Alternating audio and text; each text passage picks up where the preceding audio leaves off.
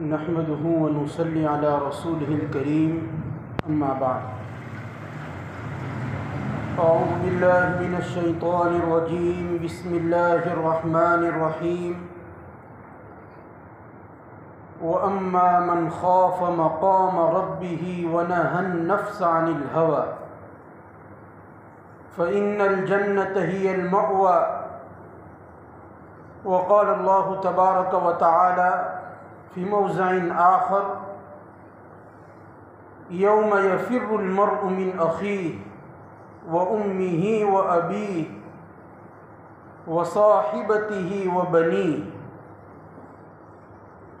وقال النبي صلى الله عليه وسلم الكيس من دان نفسه وعمل لما بعد الموت، أو كما قال عليه الصلاة والتسليم. سبحان ربك رب العزة عما يصفون وسلام على المرسلين والحمد لله رب العالمین. قابل صد احترام بزرگان دین اور معزز سامعین، اللہ تعالیٰ کی بے شمار نعمتوں میں سے ایک عظیم نعمت یوم الجمعہ ہے. حدیث پاک میں اس کو سید الایام کہا گیا، عید الاسبوع کہا گیا. تمام کے تمام دن جو ہے اس کا سردار ہے یوم الجمعہ. ہفتے کی عید کہا جاتا ہے، خوشی کا دن ہوتا ہے. آج کے دن ہر مسلمان چند اعمال کرتا ہے. غسل کرتا ہے، طہارت حاصل کرتا ہے، اپنے بدن کا میل کچیل نکالتا ہے. اس کے بعد جو اس کے پاس سب سے اچھا کپڑا ہوتا ہے وہ زیب تن کرتا ہے، اس کپڑے کو پہنتا ہے. پھر جس آدمی کے اندر سنت کے اتباع کا شوق ہوتا ہے وہ ضرور خوشبو لگاتا ہے، عطر استعمال کرتا ہے. پھر اس کے بعد وہ مسجد آ جاتا ہے، اللہ تعالیٰ کے گھروں میں سے کسی بھی گھر کے اندر آ جاتا ہے اور پھر نماز ادا کرتا ہے جمعہ کی.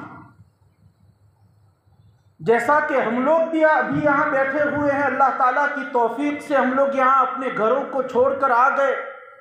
ہم تمام نے یہ اعمال کیے ہیں. غسل بھی کیا، جو سب سے بہترین کپڑا تھا وہ کپڑا بھی ہم نے پہن لیا. ہر ایک نے خوشبو بھی لگائی ہوئی ہے. ہر ایک آدمی یہاں نماز کے لیے پہنچا ہوا ہے. اللہ تبارک و تعالیٰ کی مشیت اور ارادہ رہا تو ہم دو گانا بھی ادا کریں گے، اور اس کے بعد ہم اپنے اپنے گھروں کو اور اپنے اپنے کاروبار میں اور اپنی اپنی تجارتوں میں اور اپنی اپنی دکانوں میں ہم چلے جائیں گے. یہ جو جمعہ کے دن ہم یہ تمام اعمال کرتے ہیں، اگر اس کو ہم غور و فکر اس کے اندر کریں اور اپنے آپ کے اندر جو ہے تبدیلی لانے کی اگر کوشش کریں تو یہ اعمال ہماری تنبیہ کے لیے، ہماری تذکیر کے لیے، ہماری زندگی کی تبدیلی لانے کے لیے یہ اعمال کافی ہے. کیا مطلب ہے اس کا؟ اس کا مطلب یہ ہے کہ جب ہم نے صبح جمعہ کے دن غسل کیا تو اگر ہمارے دماغ کے اندر یہ بات آ جائے کہ آج تو ہم نے خود نے غسل کیا ہے، ایک دن ایسا آنے والا ہے کہ ہم خود غسل نہیں کریں گے بلکہ ہم کو غسل کروایا جائے گا، چارپائی کے اوپر ہمیں لٹایا جائے گا اور ہمیں دوسرے لوگ غسل دیں گے، ہم خود غسل نہیں کریں گے. پھر کپڑا پہنتے ہیں. آج ہم کپڑا پہن کر آئے. کپڑے پہننے کے موقع پر اگر ہمارے دل و دماغ کے اندر اگر یہ بات آ جائے اور ہم اس کو یاد کر لیں اور اس بات کا استحضار اگر ہو جائے کہ آج تو میں خود اپنا کپڑا پہن رہا ہوں، لیکن ایک دن وہ بھی آئے گا کہ میں خود اپنا کپڑا نہیں پہنوں گا بلکہ دوسرے لوگ مجھے اپنا کپڑا پہنائیں گے۔ کپڑا پہننے کے بعد ہم مسجد میں آ گئے۔ مسجد میں جب آئے تو اس وقت اگر ہمارا دماغ اگر جائے اور ذہن اگر جائے اور ہم اتنا سوچے کہ آج تو میں ان اپنے قدموں سے چل کر جامع مسجد پہنچا ہوا ہوں اور خود نماز پڑھوں گا، لیکن آئندہ ایک دن ایسا آئے گا کہ لوگ مجھے کندھے پر اٹھا کر لے جائیں گے اور لوگ لے جائیں گے، میں خود نہیں جاؤں گا۔ اور آج تو میں خود اللہ تعالیٰ کی توفیق سے نماز پڑھوں گا، لیکن ایک دن وہ آئے گا کہ میں خود نماز نہیں پڑھوں گا بلکہ دوسرے میرے لیے نماز پڑھیں گے۔ یعنی جمعہ کے دن جو اعمال کیے جاتے ہیں اسی سے ہمیں اپنی موت یاد آ جانی چاہیے، ہمیں اپنی آخرت یاد آ جانی چاہیے، ہمیں اپنی قبر یاد آ جانی چاہیے۔ یہ تمام کے تمام اعمال میں ہمارے لیے درس ہے، عبرت ہے، سبق ہے کہ ہم اس کو روزانہ بلکہ ہر جمعہ کے دن یہ کرتے ہیں، لیکن ہمیں ان اعمال سے اپنی آخرت یاد نہیں آ رہی۔ پھر جمعہ کی نماز ہو جائے گی، اس کے بعد ہم اپنے اپنے گھر چلے جائیں گے، کوئی اپنی دکان چلا جائے گا، کوئی اپنے کھیت میں چلا جائے گا، کوئی کسی اور جگہ چلا جائے گا۔ لیکن ایک دن وہ بھی آنے والا ہے کہ سب لوگ ہماری نماز پڑھ کر تو چلے جائیں گے، لیکن ہمیں پھر کہیں نہیں جانا ہے بلکہ قبر کے حوالے کر دیا جائے گا، منکر نکیر کے حوالے کر دیا جائے گا۔ اللہ تعالیٰ کے سامنے پیشی ہو جائے گی اور پھر اللہ تعالیٰ کے سامنے ہمارے تمام کے تمام چیزیں جو ہے پہلے سے ہی کھلی ہوئی ہے، لیکن اللہ تعالیٰ کے سامنے حاضری کا وقت آ جائے گا۔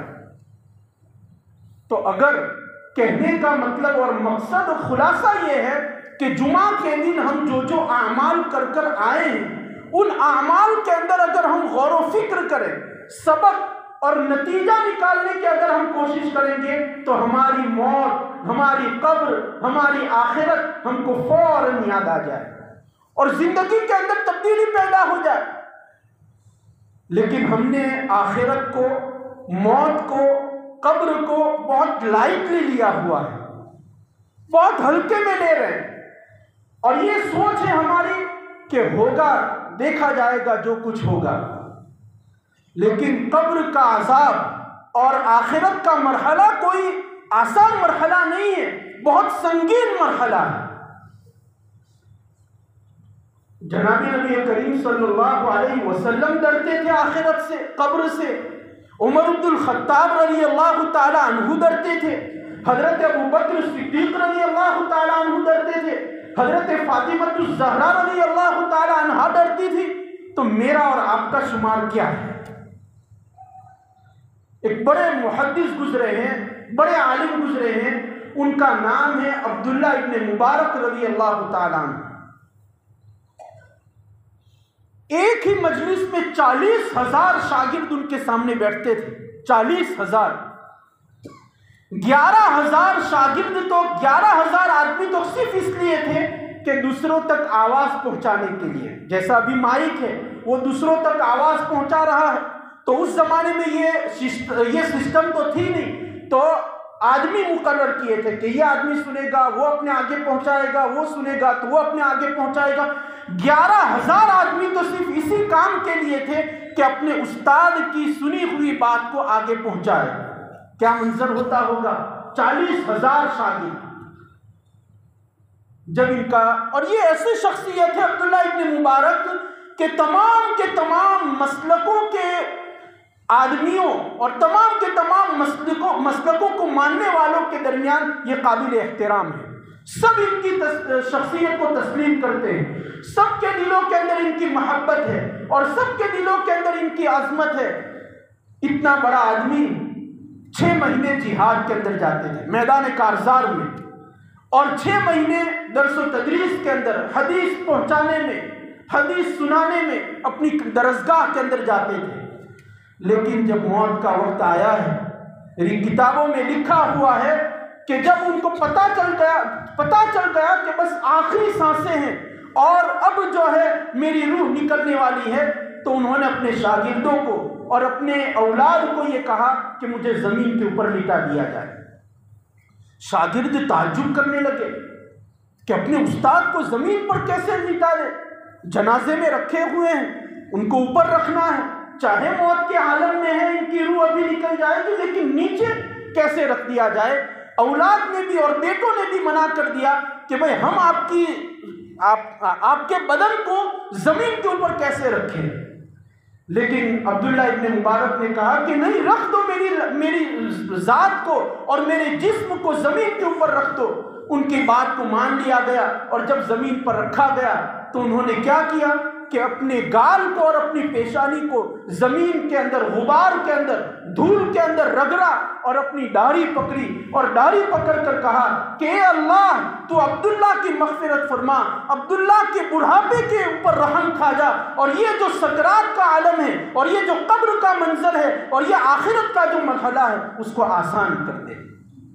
یہ نہیں کہا کہ میں نے پوری زندگی تبلیغ دین میں لگائی ہے، میں یہ نہیں کہا کہ میرے 40,000 شاگرد ہیں اور میں نے دین کے لیے یہ قربانیاں دی ہے اور میں نے تہجد کی نمازیں پڑھی ہے اور میں نے صف اولیٰ کی پابندی کی ہے، یہ نہیں کہا، بلکہ یہ کہا کہ میری ذات پر رحم کر دے، میری مغفرت کر دے، میرے بڑھاپے کے اوپر رحم کھا جا، اس لیے کہ وہ جانتے تھے کہ اگر آخرت کے اندر کوئی چیز مغفرت کا ذریعہ ہے اور جنت میں داخل کرنے کا ذریعہ ہے تو وہ اللہ تعالیٰ کا فضل ہے، اللہ تعالیٰ کی رحمت ہے۔ کوئی بھی دنیا کا انسان ہو، کتنا ہی ولی ہو اور کتنا ہی نبی کیوں نہ ہو، لیکن اس کے اعمال اس لائق نہیں ہے کہ وہ اپنے اعمال کی بنیاد کے اوپر جنت کے اندر اس کو داخل کیا جائے۔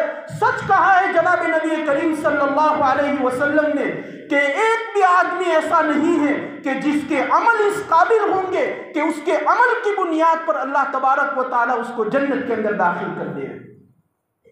کسی آدمی کا عمل ایسا نہیں۔ اللہ کے رسول فرماتے ہیں، صحابہ کرام موجود تھے، اللہ تعالیٰ ان کو جزائے خیر دے۔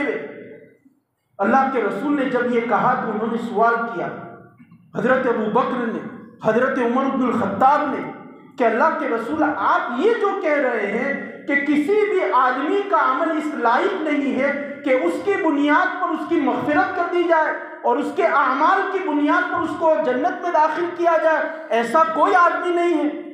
تو حضرت ابو بکر فرماتے ہیں کہ میں اعتراف کرتا ہوں، میں مانتا ہوں کہ ٹھیک ہے میرا تقویٰ ایسا نہیں ہے، میرے اعمال ایسے نہیں ہیں، میرے پاس ایسی کوئی نیکی نہیں ہے کہ اس کی بنیاد پر اللہ تبارک و تعالیٰ مجھے جنت میں داخل کر دے۔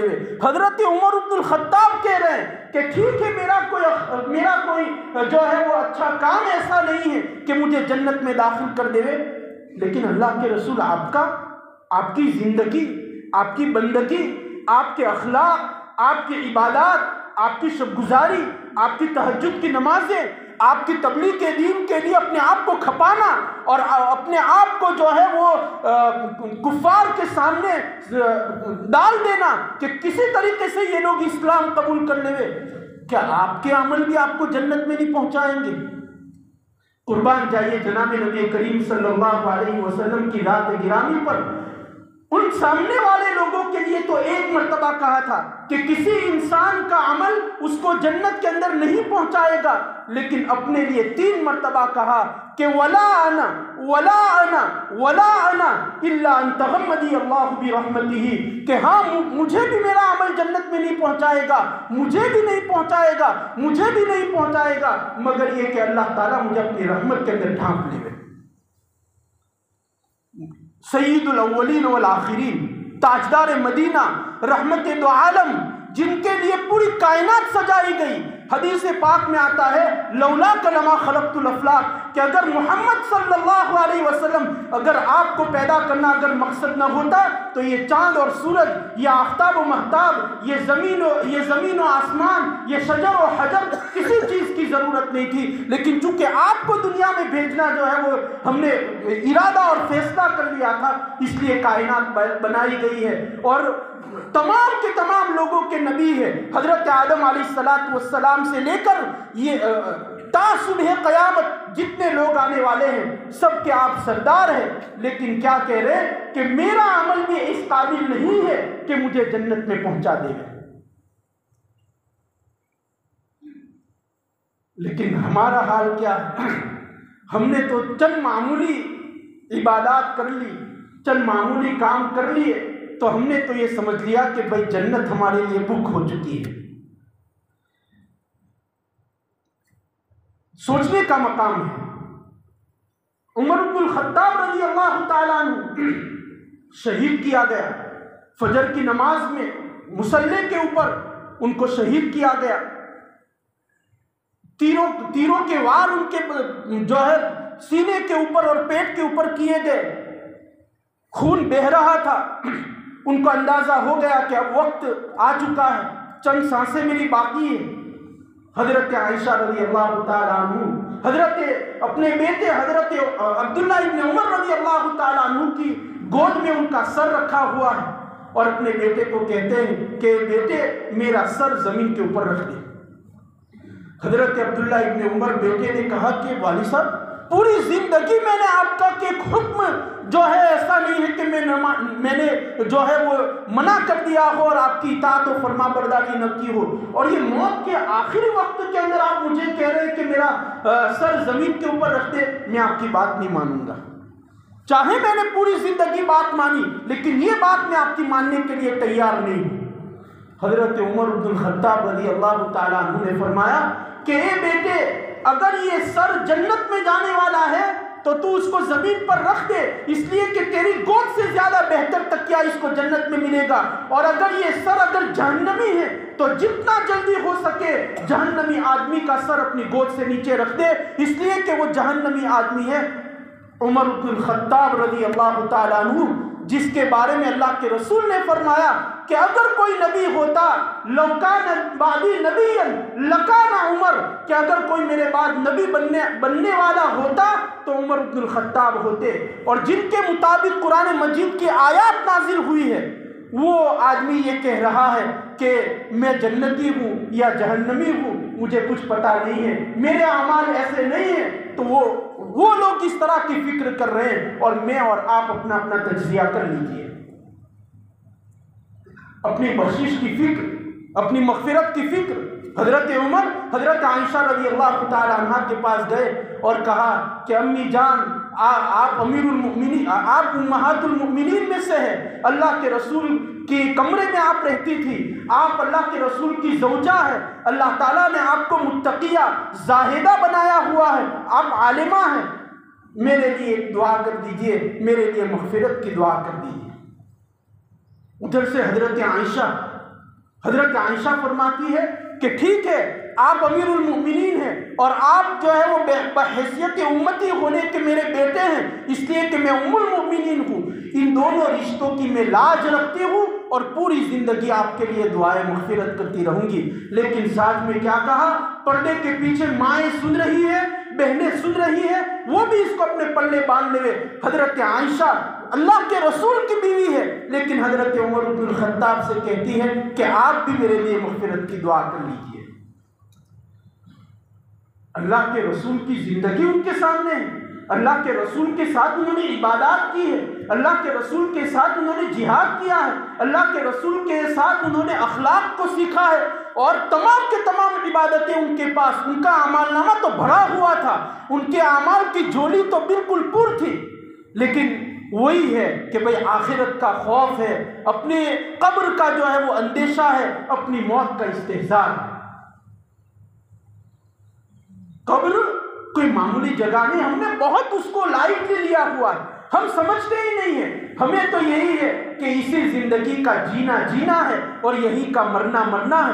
اگر یہ عقیدہ اگر ہمارا ہے کہ مرنے کے بعد ہمیں جو ہے حساب کتاب نہیں دینا ہے اور ہمیں اللہ تعالیٰ کے سامنے پیشی نہیں ہونی ہے، تو میں پوری ذمہ داری کے ساتھ کہتا ہوں کہ ہم مشرک ہیں۔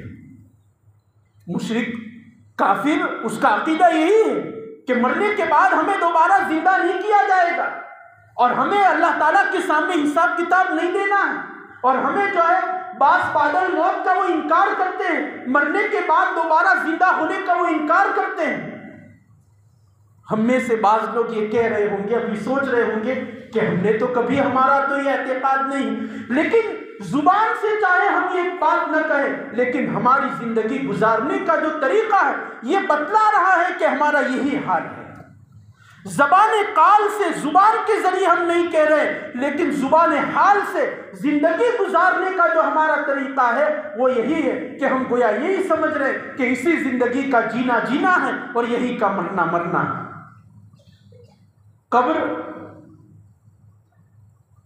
قبر کی حالت کیا ہوگی؟ میں صرف 2 باتیں آپ کے سامنے بیان کرتا ہوں۔ حضرت زینب رضی اللہ تعالی عنہ اللہ کے رسول کے بدن کا ٹکڑا ہے، پیوند نبی ہے، لخت جگر نبی ہے،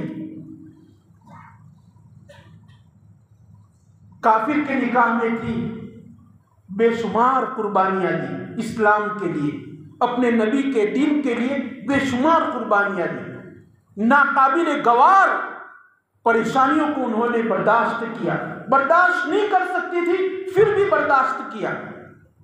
نبی کی بیٹی ہے، اللہ کے رسول ہجرت کر کے مدینہ آ گئے، یہ اپنے سسرال میں وہاں رہ گئی، بے تحاشا ظلم کیا گیا ان کے اوپر۔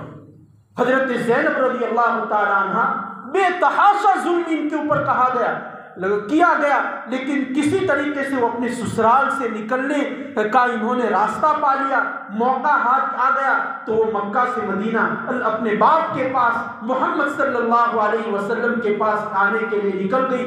پیچھے سے لوگوں نے تعاقب کیا، وہ لوگ دوڑتے ہوئے آئے، راستے کے اندر حضرت زینب رضی اللہ تعالی عنہ کو زخمی کر دیا، خون بہ رہا، یہاں تک کہ جنہوں نے زخمی کیا تھا ان کو یہ بات تو لگی کہ بھئی اس کا تو یہی انتقال ہو جائے گا، اگر ہمارے سامنے ان کا انتقال ہو گیا تو دیت دینی پڑے گی، اس کو جلدی اس کے باپ کے پاس پہنچاؤ تاکہ ہم دیت دینے سے ہمیں جو ہے ہم محروم ہو جائے اور ہمارے نصیبے کے اندر اور ہمارے حصے کے اندر دیت دینا نہ آئے ورنہ مال دینا پڑے گا۔ اللہ کے رسول صلی اللہ علیہ وسلم کے پاس اپنی بیٹی زخمی حالت میں، نحیف، کمزور، لاغر، ناتوا، اللہ کے رسول کے پاس ان کو پہنچایا گیا۔ چند دنوں کے بعد ان کا انتقال ہو گیا۔ باپ اپنی بیٹی کو لے کر قبر کے پاس گیا، قبر میں ڈالا۔ اللہ کے رسول صلی اللہ علیہ وسلم خود قبر میں اترے، اپنی لخت جگر کو اتار رہے ہیں۔ صحابہ جو ارد گرد، جو خاندان کے جو صحابہ تھے، حضرت عباس، حضرت عبداللہ ابن عباس، حضرت علی المرتضی رضی اللہ تعالی عنہم اجمعین، انہوں نے دیکھا کہ اللہ کے رسول بہت فکر میں، آپ کے چہرے کی حیت اور آپ کا چہرہ بتلا رہا ہے کہ آپ فکر میں ہیں، اور رو رو کر اللہ تعالیٰ سے دعا مانگ رہے ہیں۔ تھوڑی دیر ہوئی، پھر اللہ کے رسول کے چہرے کے اوپر بشاشت آ گئی، خوشی کے نمودار ہوئی۔ اس وقت تو قبرستان کے اندر تھے، قبر میں تھے، اس لیے کسی نے سوال کرنے کی جرأت نہیں کی، لیکن جب اپنے گھر آ گئے تو ایک نے ہمت کر لی اور ہمت کر کے پوچھا کہ اللہ کے رسول ہم تو ہمیشہ آپ کے ساتھ جو ہے وہ قبر کے اندر قبرستان میں آتے ہیں مردوں کو دفن کرنے کے لیے، لیکن آج ایک عجیب صورتحال ہم نے دیکھی کہ آپ جو ہے وہ رو رہے تھے، دعا کر رہے تھے، پیشانی کے اوپر جو ہے غم و فکر کے آثار نمودار تھے، پھر تھوڑی دیر کے بعد جو ہے وہ آپ کے چہرے کے اوپر خوشی نمودار ہوئی۔ اللہ کے رسول صلی اللہ علیہ وسلم نے فرمایا کہ جب میں نے اپنی بیٹی کو قبر کے اندر رکھا، اور کوئی بھی مسلمان اور کوئی بھی انسان جس کو قبر کے اندر رکھا جاتا ہے تو قبر کی جو مٹی ہے دونوں طرف کی وہ انسان کو اس طریقے سے جکڑتی، یہ اشارہ کر کے بتلایا، جس کو تشبیہ کہا جاتا ہے کہ اس طریقے سے مٹی اس طرح جکڑتی ہے ہر انسان کو، اور اس کی پسلی جو ہے وہ ایک دوسرے کے ساتھ مل جاتی ہے۔ میری بیٹی کو جب میں نے قبر کے اندر رکھا تو یہ مٹی قبر کی میری بیٹی کو دبانے والی تھی، میں نے اللہ تعالیٰ سے دعا کی کہ اللہ یہ میری بیٹی نے اسلام کے لیے کتنی قربانیاں دی ہے، یہاں تک کہ میدان ہجرت کے اندر اور راہ ہجرت کے اندر بھی یہ زخمی ہو کر آئی ہوئی ہے، نحیف ہے، کمزور ہے، ہڈیوں کا جسم ہے، تو اس کے اوپر یہ قبر کا جو فتنہ ہے وہ اس سے محفوظ رکھ۔ اللہ تعالیٰ نے فوراً جبرائیل امین کو بھیجا اور کہا کہ ٹھیک ہے محمد، تیری بیٹی کو ہم نے اس دبوچنے والی اور اس جو قبر کے اندر جو مٹی دبوچتی ہے اس سے ہم نے ان کو محفوظ رکھ دیا۔ اس کے بعد اللہ کے رسول خوش ہو گئے۔ یہ جو چیز ہے کہ ہر انسان کو قبر دبوچتی ہے، وہ چاہے کوئی بھی ہو، چاہے نبی ہو، چاہے ولی ہو، چاہے غوث ہو، چاہے ابدال ہو، کوئی بھی نبی ہو، قبر اس آدمی کا اس طرح امتحان لیتی. اور یہ عذاب قبر نہیں ہے بلکہ یہ فتنہ قبر ہے، اور یہ ایسا خاص امتحان ہے کہ جس کا اللہ تبارک و تعالیٰ تمام کو اس کے اندر مبتلا کرتا ہے. تو دیکھیے نبی کی بیٹی ہے اور نبی خود اپنے ہاتھ سے اتار رہے ہیں، لیکن قبر ان کو بھی نہیں چھوڑ رہی ہے. تو میرا اور آپ کا شمار کیا ہوگا، میرا اور آپ کے اعمال کیا ہے؟ بلکہ ایک روایت مشکات شریف کی روایت ہے، اس روایت کے اندر ہے کہ قبیلہ انصار کے سردار ہے حضرت سعد بن معاذ رضی اللہ تعالیٰ عنہ، ان کو جب رکھا گیا تو ان کو بھی قبر نے دبوچا. اللہ کے رسول صلی اللہ علیہ وسلم نے زور زور سے تکبیر کہی، زور زور سے تسبیح کہی. اس کے بعد اللہ تعالیٰ نے اس مٹی کو حکم دیا تو اس کو دبوچنا چھوڑ دیا گیا. حضرت سعد اہتز العرش بموت سعد بن معاذ، روایت میں آتا ہے کہ جب ان کا انتقال ہوا تھا عرش کانپ گیا تھا، فرشتے آسمان پر رو رہے تھے، لیکن قبر ان کو دبوچ رہی ہے. تو یہ میں نے چند واقعات آپ کو بیان کیے. واقعات کو واقعات کی حد تک نہ سنیں کہ ہم سنیں اور اس کو جو ہے سن کر ایک کان سے سنیں اور دوسرے کان سے نکال دیں، بلکہ اپنے اندر عزم پیدا کریں، اپنے اندر جو ہے یہ اس بات کا عزم مصمم کرے کہ ہم بھی اپنی قبر کی فکر کریں گے، ہم بھی آخرت کی فکر کریں گے. ورنہ ہمارے اعمال کیا ہے؟ ہر آدمی اپنا اپنا تجزیہ کرے، دوسرے کا تجزیہ نہ کرے. دوسرے کا تجزیہ کرنا حرام ہے. اپنا تجزیہ کرے، اپنا حساب لگائے کہ کیا میرے دل کے اندر آخرت کی فکر ہے، کیا مجھے اللہ تعالیٰ کے سامنے حساب کتاب دینے کی فکر ہے. جس وقت آفتاب سوا نیزے کے اوپر ہوگا، سب لوگ قیامت کے میدان میں، میدان محشر میں پسینے میں شرابور ہوں گے، اور اللہ تبارک و تعالیٰ حساب شروع نہیں کر رہا ہوگا، یہاں تک کہ تمام کے تمام انبیاء کو فکر ہو جائے گی کہ یہ حساب کب شروع ہوگا. سب لوگ حضرت آدم علیہ السلام کے پاس جائیں گے، حضرت موسیٰ علیہ السلام کے پاس جائیں گے، سب انبیاء نفسی نفسی کے عالم میں ہوں گے، اور تمام کے تمام لوگ پریشان ہو جائیں گے. اور اللہ تبارک و تعالیٰ اس دن اعلان کرے گا وَامْتَازُوا الْيَوْمَ أَيُّهَا الْمُجْرِمُونَ کہ مجرمین آج الگ ہو جاؤ. جو متقین اور پرہیزگار اور مومنین کاملین ہیں ان کے ساتھ تم کو رہنے کا موقع نہیں ہوگا. تو کیا یہ قرآن مجید کی آیات سے آج بھی ہماری آنکھیں نہیں کھلے گی؟ صحابہ زمانے جاہلیت کے اندر کیسا انقلاب برپا ہوا تھا. جو لوگ شراب جن کی گھٹی کے اندر تھی، جو لوگ قتل و غارت گیری کیا کرتے تھے، جو لوگ ایک جو ہے وہ بکری کے مر جانے اور ایک اونٹ کے مر جانے کے اوپر 40 سال تک لڑا کرتے تھے، اللہ کے رسول نے آ کر خوف آخرت دلایا، اللہ تعالیٰ کے سامنے کھڑے ہونے کا ان کو جو ہے وہ خوف دلایا. زندگی میں تبدیلی آ گئی. اور کیسی تبدیلی آئی سیرت کی کتابوں میں جو ہے وہ لکھا ہوا ہے، لیکن ہمارے اندر یہ تبدیلی نہیں آ رہی ہے. اور اس کی سب سے بڑی وجہ یہ ہے کہ ہم نے آخرت کو بھلایا ہوا ہے. ہم سب چیز کو یاد رکھتے ہیں لیکن موت کو یاد نہیں رکھتے. حالانکہ موت ایک ایسی چیز ہے کہ دنیا کے اندر کوئی آدمی اس کا انکار نہیں کرتا. دنیا میں ایسے دہریے تو ہیں کہ جنہوں نے اللہ کا انکار کیا، جنہوں نے نبی کا انکار کیا، نبی کی رسالت کا انکار کیا، لیکن آج تک کوئی آدمی ایسا نہیں آیا کہ جس نے موت کا انکار کیا. دنیا کی سب سے بڑی حقیقت موت ہے، لیکن ہم اس کو ماننے کے لیے تیار نہیں. ہمارے تو اعمال ایسے ہیں. جارج برنارڈ شاہ کر کے ایک آدمی گزرا ہے، اس نے جو تبصرہ کیا ہے ہماری زندگی کے اوپر، یہ آج ہم پلے باندھ لیں. اس نے کہا کہ جب میں قرآن مجید کو دیکھتا ہوں تو لگتا ہے کہ اس سے بہتر کتاب کوئی نہیں، اور جب مسلمان کو دیکھتا ہوں تو لگتا ہے کہ اس سے بدترین قوم کوئی نہیں. یہ نمونہ پیش کر رہے ہم، یہ ہے محمد کے ماننے والے، ہم یہ نمونہ.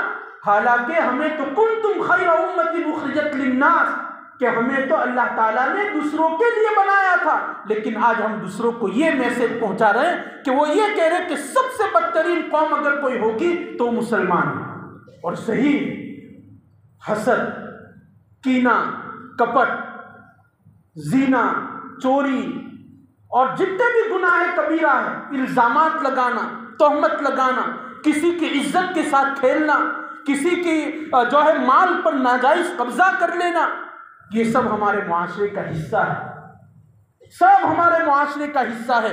کوئی آدمی انکار نہیں کر سکتا کہ نہیں یہ ہمارے معاشرے کے اور ہمارے گاؤں کے اندر نہیں ہے۔ تو یہ سوچنے کا مقام ہے کہ بھئی جو حالات ہے دنیا کے لیول کے اوپر، ملکی لیول کے اوپر، یا ہر جگہ جو کچھ حالات پیش آ رہے ہیں، یہ ہمارے کرتوتوں کا نتیجہ ہے، یہ ہمارے کرتوتوں کا انجام ہے، اور یہ قرب قیامت ہے۔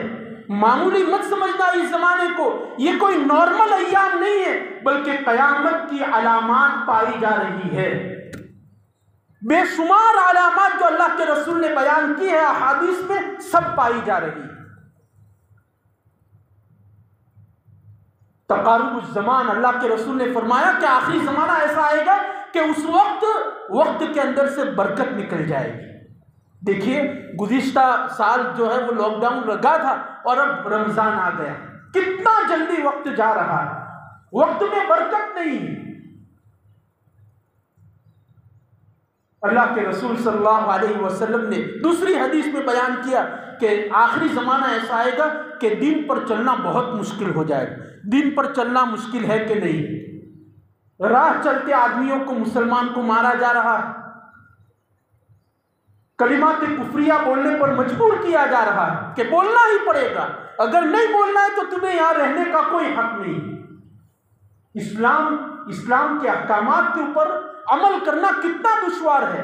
اللہ کے رسول نے اس کو مثال کے ذریعے سمجھایا تھا کہ القابض علی الجمر، مٹھی کے اندر انگارہ لینے کے برابر ہے، کہ آخر ایسے ایام آئیں گے کہ دین پر چلنا اتنا دشوار ہو جائے گا۔ تو اس لیے ہمیں چاہیے کہ ہم ہوش کے ناخن لیں۔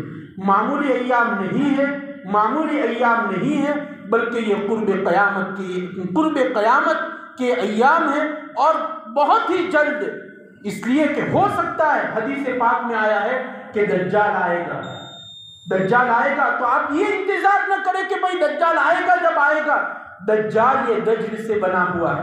دجل کے معنی آتے ہیں دھوکہ دینا۔ کیا دنیا کی ہر چیز دھوکہ دے رہی ہے کہ نہیں دے رہی ہے؟ ہو سکتا ہے کہ دجال کا فتنہ شروع ہو گیا ہو، لیکن ہمیں اس کا احساس نہ ہو۔ حکومت دھوکہ دے رہی ہے، ہمارے ہر چیز، موبائل ہمیں دھوکہ دے رہا ہے، ہماری مسجدیں ہم کو دھوکہ دے رہی ہے، کوئی بھی کالج ایسی ہے، کوئی بھی اسکول ایسی ہے، کوئی بھی آفس ایسی ہے کہ جو ہمیں آخرت کی یاد دلاتی ہو، جو ہمیں موت کا استحضار دلاتی ہو۔ بلکہ مجھے کہنے دیجئے کہ کوئی بھی مسجد اور کوئی بھی گھر ایسا ہے کہ جو ہمیں آخرت کی یاد دلاتا ہو۔ پہلے جب اسلام کو ماننے والے تھے، کتابوں میں لکھا ہوا ہے کہ ہنسی مذاق کرتے تھے ہماری طرح، اچھا کھانا کھاتے تھے، اچھے کپڑے پہنتے تھے، رات کو جو ہے وہ اپنے گھروں کے اندر ماں باپ اور میاں بیوی اور ان کی اولاد سب بیٹھتے تھے اور مذاق کرتے تھے اور ہنستے بھی تھے۔ لیکن بیٹی بولتی تھی کہ باپ، اے میری ماں، جب سے ہنس رہے ہیں میں اپنے دل کے اندر ویرانی محسوس کرتی ہوں، میں اپنے دل کے اندر کوراپن محسوس کرتی ہوں، مجھے میری آخرت یاد دلا دیجیے۔ تو جبکہ اس اللہ کے رسول کے زمانے سے قربت تھی، اس وقت یہ حالت تھی کہ کتنا لوگوں کو آخرت کا استحضار تھا۔ ہمیں بھی چاہیے کہ ہم آخرت کا استحضار پیدا کریں، اور جب آخرت کا استحضار پیدا کریں گے تبھی جا کر ہماری زندگی کے اندر تبدیلی آئے گی۔ جیسا کہ میں نے شروع کیا تھا اسی سے کہ جمعہ کے دن کے اندر جو اعمال ہم کرتے ہیں وہ آخرت کی طرف ہم کو آخرت یاد دلاتے ہیں، آخرت کا استحضار پیدا کرتے ہیں۔ دعا کریں کہ اللہ تعالیٰ کہیں سنی ہوئی باتوں پر ہمیں عمل کرنے کی توفیق عطا فرمائے، اور ہمیں اپنی زندگی میں تبدیلی لانے کی توفیق عطا فرمائے۔ وآخر دعوانا الحمد للہ رب العالمین۔